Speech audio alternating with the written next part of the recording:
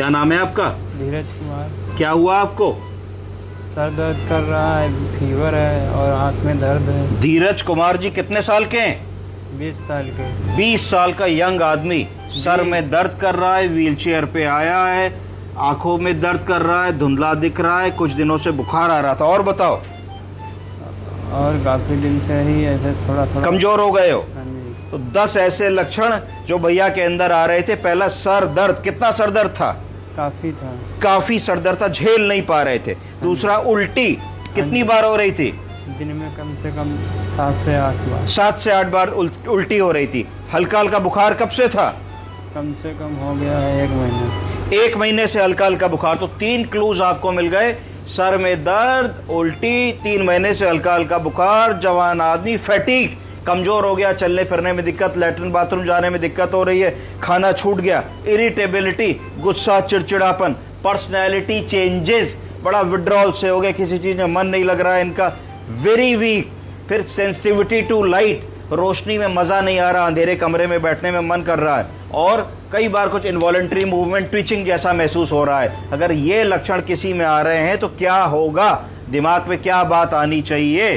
तो इसका आंसर क्या है बताइए? इसका आंसर है TBM। क्या है?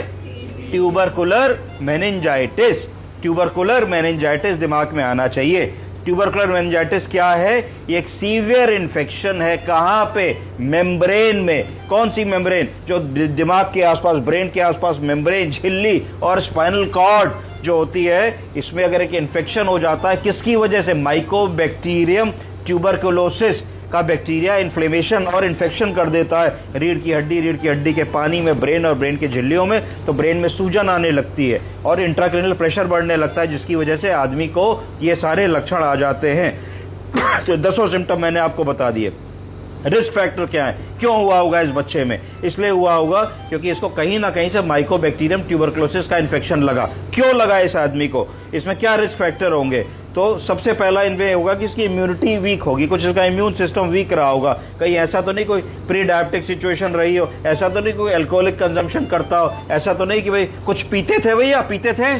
नहीं, थोड़ा पार्टी वाल्टी में कभी कभार बियर पी लेते। पार्टी वाल्टी में कभी कदार पी लेते थे, तो ज्यादा क्रोनिक अल्कोहल वाला इसमें नहीं बनेगा मामला। तो इसकी डायग्नोसिस कैसे हुई? इसके लिए रीढ़ की हड्डी से पानी निकाला गया, उस टेस्ट को कहा गया CSF का टेस्ट। CSF में क्या जांचें भेजी गई? PCR फॉर ट्यूबरकुलोसिस भेजा गया, फिर क्या भेजा गया? ADA भेजा गया और कल्चर सेंसिटिविटी भेजी गई।